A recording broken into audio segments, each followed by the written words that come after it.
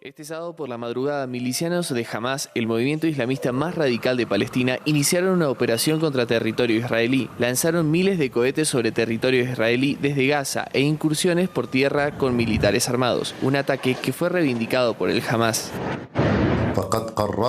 Hemos decidido poner fin a esto con la ayuda de Dios, para que el enemigo comprenda que el tiempo de arrasar sin tener que rendir cuentas ha terminado. Anunciamos el inicio de la operación Inundación de Al-Aqsa. También anunciamos con la ayuda de la fuerza de Dios... Este fin de semana se ha abierto un nuevo episodio del conflicto palestino-israelí.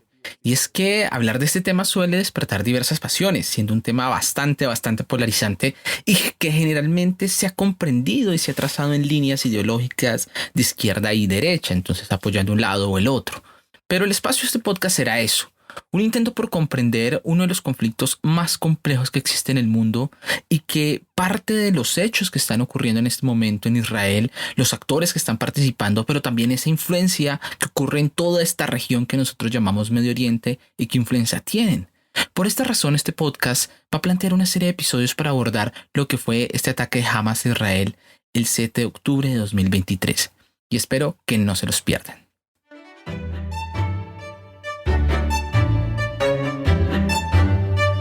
Bienvenidos a un nuevo episodio de Funde Podcast. Soy Guillermo Espina y nos reencontramos en esta primera parte de esta serie sobre el conflicto palestino-israelí y puntualmente sobre el ataque de Hamás contra Israel el fin de semana pasado, el 7 de octubre de 2023.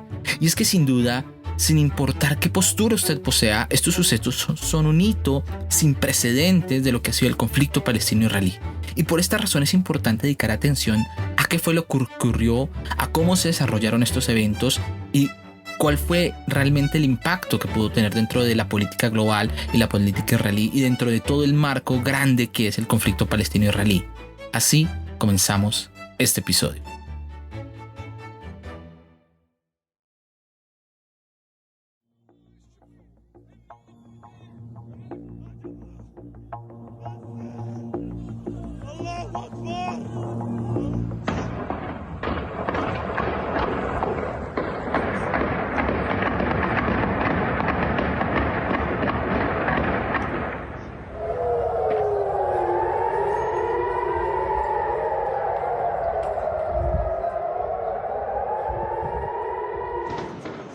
Entonces, una primera parte importante para entender lo que fue este ataque es que es un ataque inédito, digamos, no se había presentado un ataque de estas características y estas dimensiones, digamos, en una operación tan compleja, desde tantos métodos que se utilizaron para avanzar sobre territorio israelí.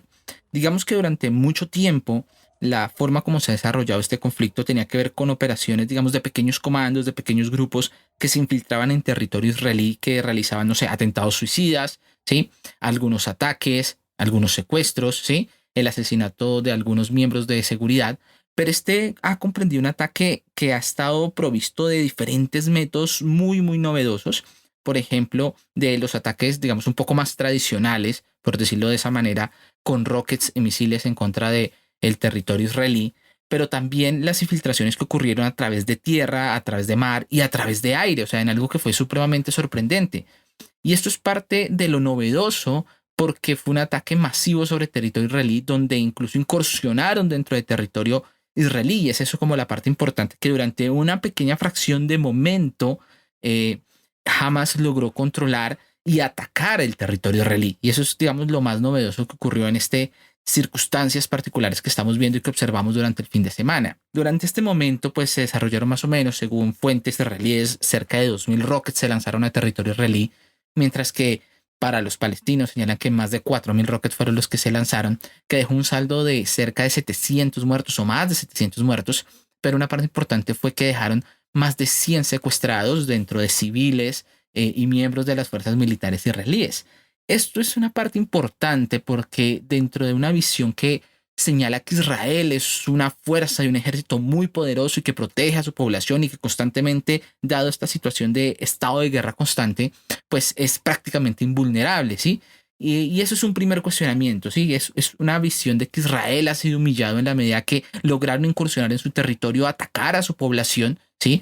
Y no solo atacar, sino también generar masacres, o sea, muertes violentas dentro del mismo territorio israelí, y eso ha sido una imagen muy importante que este ataque deja, ¿sí? ¿Cuáles fueron las razones que están detrás que explican que un ataque de estas dimensiones en uno de los ejércitos mejor preparados del mundo no haya sido previsto, teniendo en cuenta que Israel ha tenido programas de espionaje, por ejemplo, que ha vendido, que vende armas, que tiene capacidad nuclear, que tiene armas nucleares, pues que es una potencia militar, y que haya recibido este tipo de ataques por parte de una organización armada, insurgente, terrorista, pues deja mucho que decir sobre lo que fue el ataque en contra de Israel. Este ataque fue denominado el diluvio de Al-Aqsa. Al-Aqsa tiene un nombre muy particular, digamos, fue el nombre que recibe esta operación, que nos da un primer contexto que nos explica, digamos, cuáles fueron las motivaciones que hay detrás. Al-Aqsa es el nombre que recibe la mezquita de Jerusalén, ¿sí? Que es la mezquita sagrada para el pueblo musulmán, y que también colinda, ¿sí?, con el templo de las lamentaciones, o lo que queda del templo de Salomón, que es alabado por la comunidad judía. Durante los meses anteriores hemos visto cómo esta política israelí, porque también tenemos que hablar de la política interna israelí, que ha ascendido de la derecha al gobierno, donde hay un gobierno de ultraderecha, ultranacionalista de Benjamín Netanyahu, ha habido cada vez más ataques y mayor ocupación, digamos, hay un crecimiento de la postura de un Israel muy fuerte, ¿cierto?, dentro del territorio, dentro de las operaciones en Palestina, donde han aumentado los asentamientos en los territorios de Cisjordania, donde, digamos, cada vez se impone una mano más dura y más fuerte, y particularmente hay un control mayor sobre la población y sobre el acceso a la explanada de las mezquitas. Es ahí, en ese territorio, donde se viene dando ese enfrentamiento por las comunidades, donde Israel cada vez más controla el flujo de personas que pueden orar en esos territorios. Valga la pena señalar que, digamos, ha habido una especie de acuerdo donde son los musulmanes quienes pueden ingresar a esta explanada de las mezquitas, que pueden ingresar a la mezquita de Al-Aqsa, mientras que los turistas y las demás personas pueden acceder a ciertas zonas, digamos, es parte de uso exclusivo. Pero dado que esto está ahora ocupado por este territorio de Jerusalén, que está ocupado por las fuerzas israelíes, pues ha llevado a establecer muchos controles de seguridad, y durante los meses anteriores han habido muchos enfrentamientos en este territorio. Y esto, digamos, es lo importante para entender por qué llaman esta operación militar el diluvio de Al-Aqsa, y por qué Hamas, que es el grupo protagonista de estas acciones, le pone ese nombre. Digamos, un primer significado que podemos decir de esto es, aparte de crear un ataque en contra de Israel, digamos, una de las justificaciones fue: estamos cansados de Israel y de lo que están haciendo. Entonces, este es uno de los motivos principales, digamos, la situación que está ocurriendo en la mezquita de Al-Aqsa, y cómo cada vez Israel ataca incluso dentro de estas tierras, estos territorios, digamos, estas partes de la ciudad que son consideradas sagradas dentro de Jerusalén, y evita, ¿sí?, que la población palestina y los musulmanes lo ocupen y hagan uso de ella. Y han habido varios disturbios, incluso ataques dentro de esta misma zona. Pues es la justificación, pues, inicial que nosotros podemos dar como a modo contextual de por qué se desarrolla esta operación.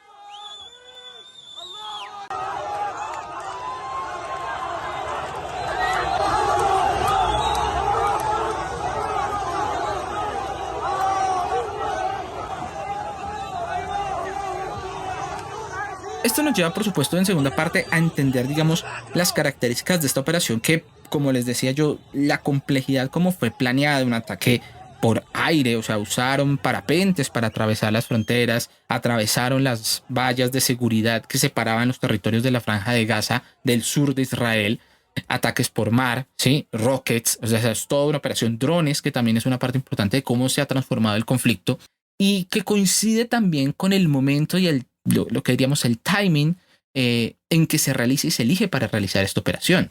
Y es importante porque el día del Shabbat, que no solo es un día sagrado dentro del calendario judío, pues también es importante que coincida con una festividad judía, ¿sí? Que es un momento de oración, cuando es un momento del nuevo inicio de lectura de la Torá. Entonces, digamos, estamos en un contexto de un día festivo, y comienza desde el inicio del día. Hamas a las 6:30 de la mañana empieza a lanzar los cohetes en contra del sur de Israel, y se empiezan a extender no solo en esos, digamos, en las zonas más inmediatas cerca con la frontera de Gaza. Aquí hay algo importante, y es que el territorio de Israel, digamos, se ubica Jerusalén en el medio, está Cisjordania hacia el lado oriental, ¿sí?, que tiene frontera con Jordania, y está hacia el sur la Franja de Gaza, que tiene una frontera con Egipto, mientras que hacia el norte, hacia la parte que va a colindar con Siria, pues encontramos donde se ubica la capital oficial de Israel, que es Tel Aviv.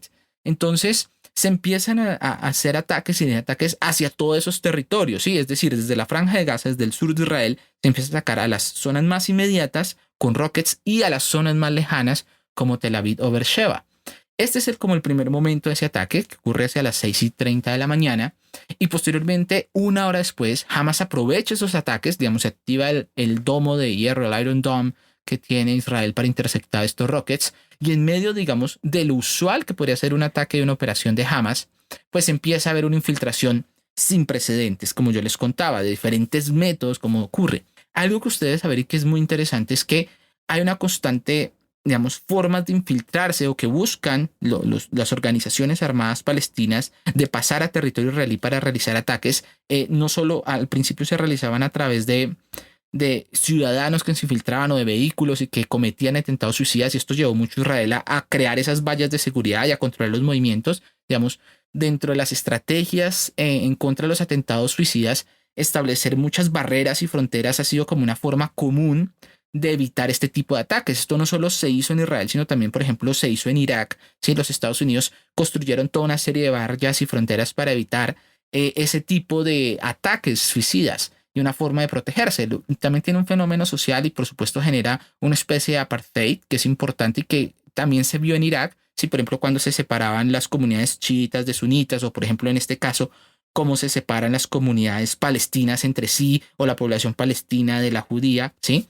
Porque es una forma de las medidas de seguridad que se quieren dar. Pero además de eso, los insurgentes han desarrollado toda una serie de túneles, ¿sí? Para atravesar precisamente ese tipo de fronteras que se han establecido, ese tipo de vallas y de muros que se crean para proteger la seguridad del Estado de Israel. E incluso muchas de las vallas que rodean la Franja de Gaza pues son de nivel subterráneo, y muchas operaciones de Israel, incluso en los años anteriores, 2020, 2021, incursiones dentro de la Franja de Gaza, buscaban precisamente destruir este tipo de túneles. Entonces, eso nos dice un poco ese contexto que yo les decía al inicio, y es que Israel, digamos, ha tenido un control sobre este territorio en base a sus políticas de seguridad o sus medidas de seguridad. Entonces, es parte de lo sorprendente la cantidad y la dimensión de este ataque que se está dando. Entonces, al ocupar este territorio del sur de Israel que ustedes escucharon, pues más de 100 personas murieron en este tipo de operaciones, no solo por los rockets, que tal vez eran menos amenazantes, sino fue por la incursión armada que ocurrió. Y entonces, por ejemplo, no solo secuestraron ciudadanos, los asesinaron, entraron a las casas, ¿sí? También secuestraron población para llevarlos nuevamente hacia la Franja de Gaza, y también, asimismo, incluso había un festival de música electrónica, un rave, donde ellos llegaron, entraron y tomaron operaciones. Ahí está el caso de una ciudadana israelí alemana, ¿sí? Chanin Laik, que incluso se encuentran los videos, y aquí es otro aspecto importante, pues de los palestinos celebrando, digamos, su operación y su triunfo, digamos, de esta operación, donde se ve el cadáver de esta muchacha y está sentada y lo escupen, y bueno, todo este tipo en una forma muy horrorosa de este conflicto, ¿sí? Entonces, este es otro elemento importante porque se transmitió, digamos, un poco de lo que hemos visto de este terrorismo que nos enseñó ISIS, era como también estas operaciones militares y los atentados terroristas son una forma de espectáculo, por supuesto, es una forma de enviar un mensaje al terrorismo. Y en ese sentido, esta operación también vio que mostrarle la vulnerabilidad de Israel, la incapacidad de proteger a sus ciudadanos y que pueden atacarlos, ¿sí? También había que transmitirlo. Y por eso, digamos, en muchas redes sociales se encontraron los videos de ese tipo de la operación que se dieron. Videos de cómo se atacaban los tanques, el uso de los drones para soltar bombas, ¿sí? El uso de la operación y el control de territorio, cómo entraron a las casas, dispararon, secuestraron a las personas. Entonces, esto fue una parte importante de cómo los militantes palestinos de Hamas pues compartieron eso en las redes sociales y de todas las personas capturadas. O sea, el objetivo de todo esto es causar el mayor horror posible. Y fue así como se desarrolló este ataque, que si ustedes se ponen a pensar es un ataque muy breve y muy contundente, pero que tiene un impacto muy grande y unas repercusiones claras en todo el mundo, que como es lo que estamos viendo y lo que estamos tratando de comprender. Entonces, más o menos esto es las características de este ataque y por qué este ataque es tan sorprendente y tan impensado que pudiera ocurrir.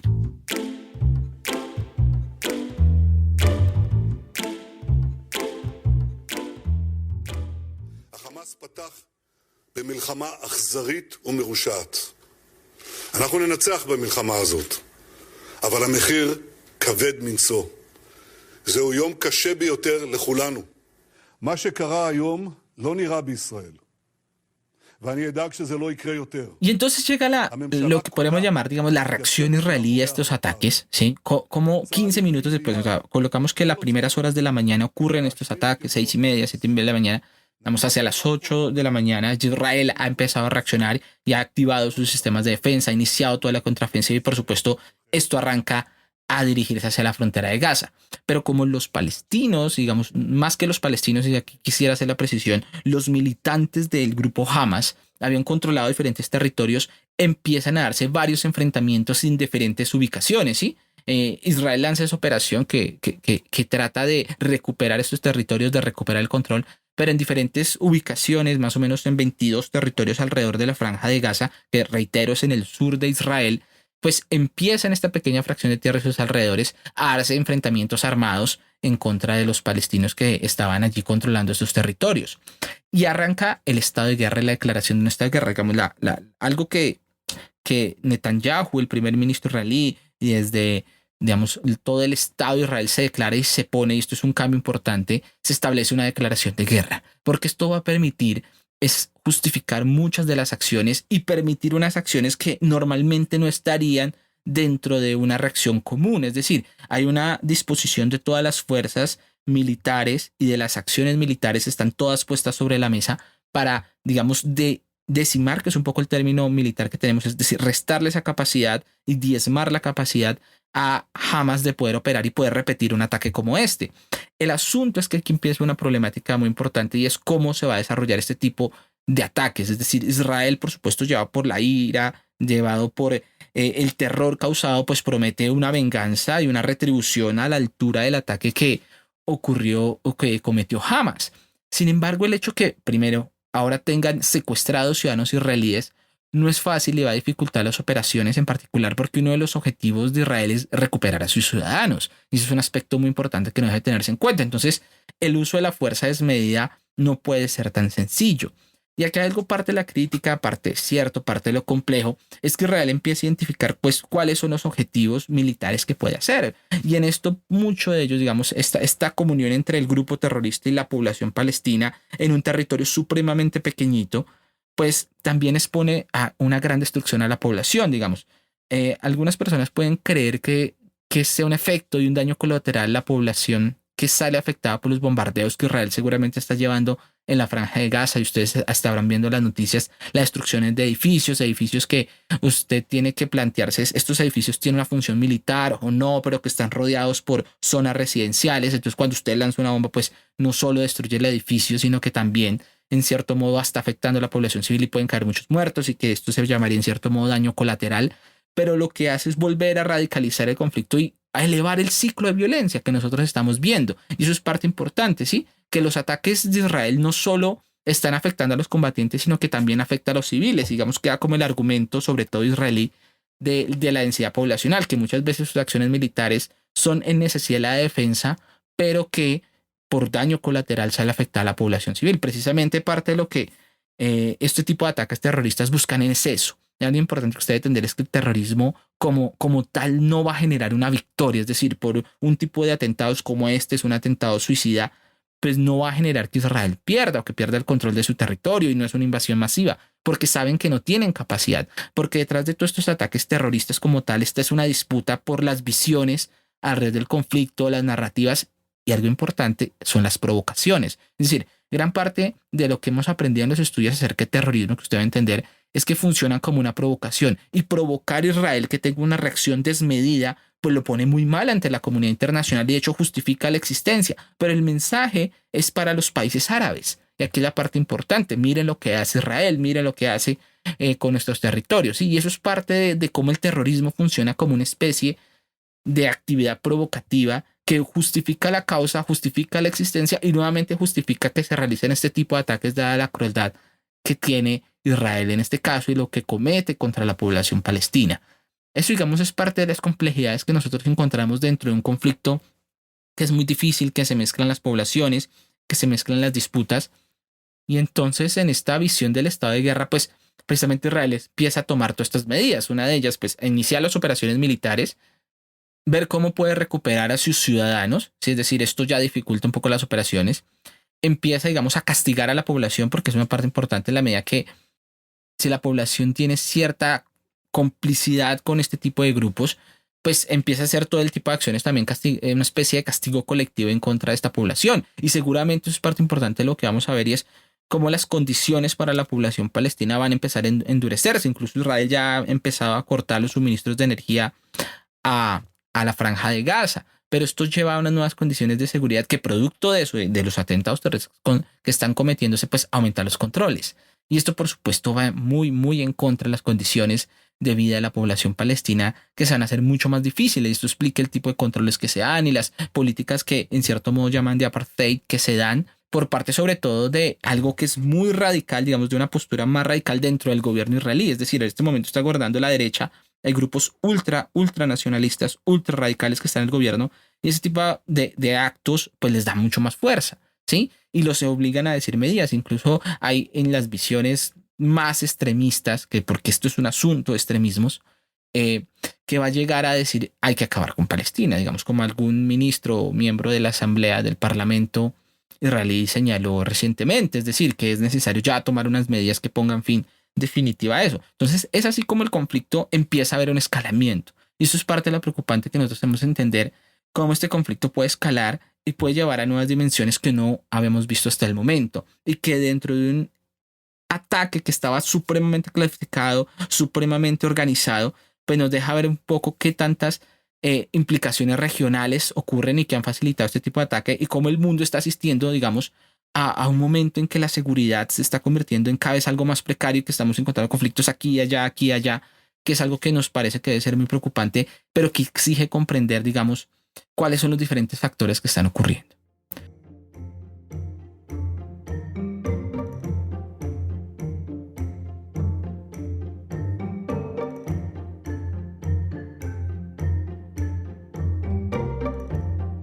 Entonces, eso es parte de lo que yo quiero que entienda este podcast a la hora que nosotros estamos mirando este hecho.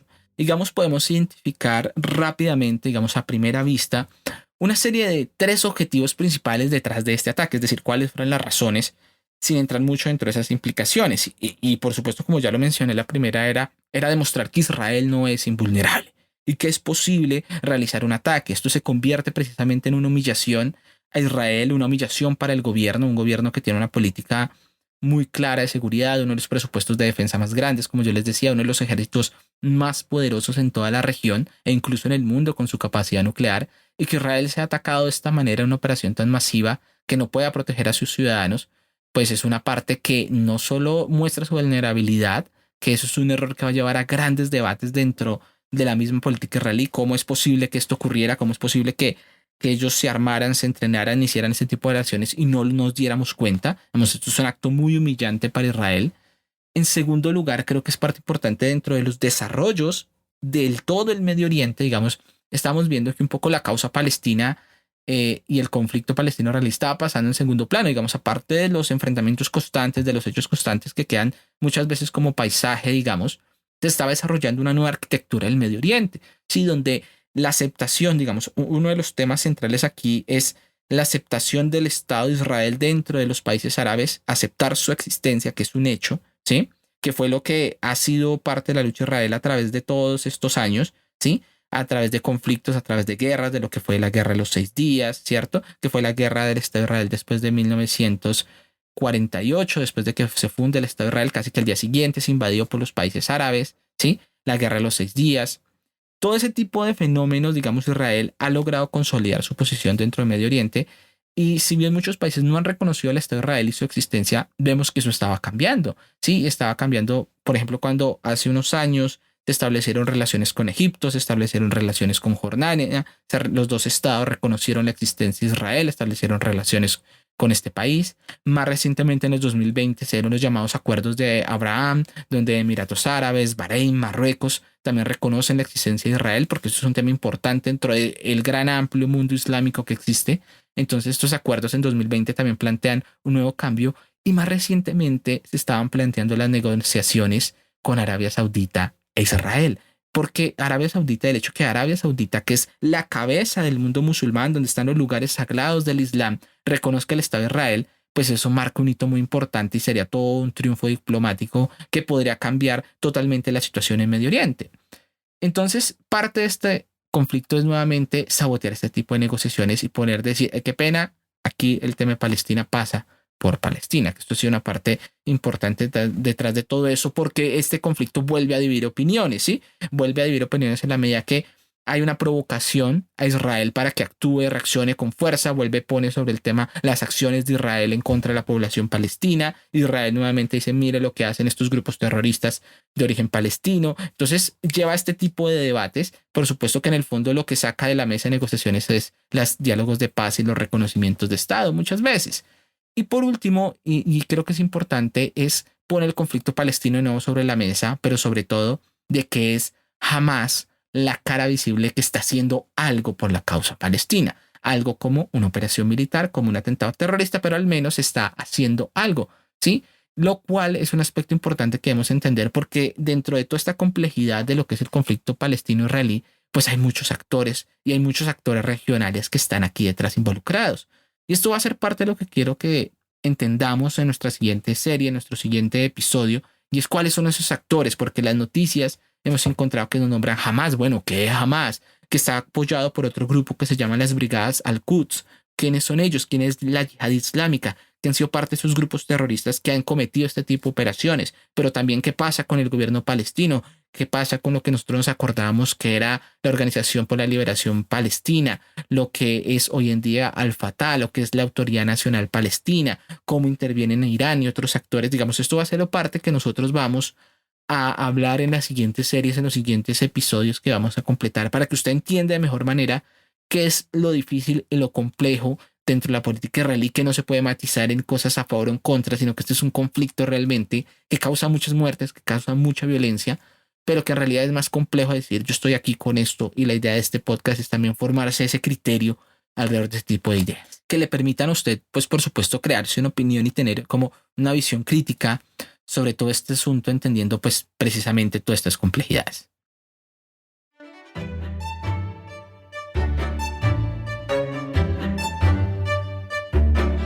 Pero antes de finalizar este episodio, quiero invitarlos a dejar sus comentarios y sus preguntas, todo lo que ustedes piensen en la caja de preguntas y respuestas que se encuentran en Spotify. Me gustaría conocer su opinión sobre este tema y qué cosas podríamos profundizar en este podcast. Y claro, recordarles siempre calificar este podcast. Es la mejor forma que ustedes pueden hacer para ayudarlo a crecer.